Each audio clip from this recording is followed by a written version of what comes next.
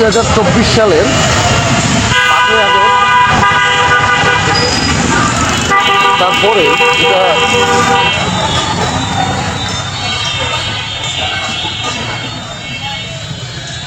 মানে বীরগঞ্জের বীর মুক্তিযোদ্ধা বীরগঞ্জকে মাথা নত করে রাখছে। 12ই আগস্ট নির্বাচন হওয়ার পরেও এখন পর্যন্ত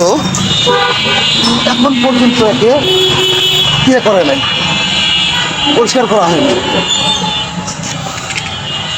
বীরগঞ্জের বিজয় চত্বর কিন্তু 5 আগস্টের পর এখন পর্যন্ত নির্বাচন হওয়ার পরেও এটাকে পরিষ্কার করা হয়নি।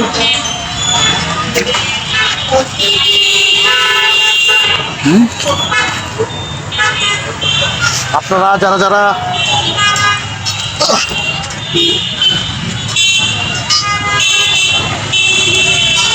স্বাধীনতার সপক্ষের লোক, আপনারা আসুন, আমরা আগামীতে বীরগঞ্জের বীরকে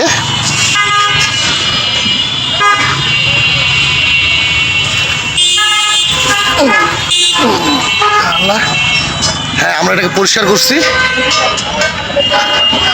বীরগঞ্জের বীরকে আমরা আবার মাথা উঁচু করে এই শহীদ মিনার চত্বরে দাঁড় করাবো ইনশাল্লাহ।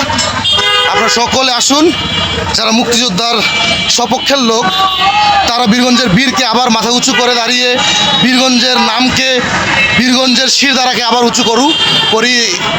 আপনারা আসবেন বিজয় চত্বরে, অতি শীঘ্রই আমরা এটাকে পরিষ্কার করে আবার নতুন করে এগুলাকে পরিষ্কার, মুখে ঢাকে দেওয়া ছিল, এগুলো পরিষ্কার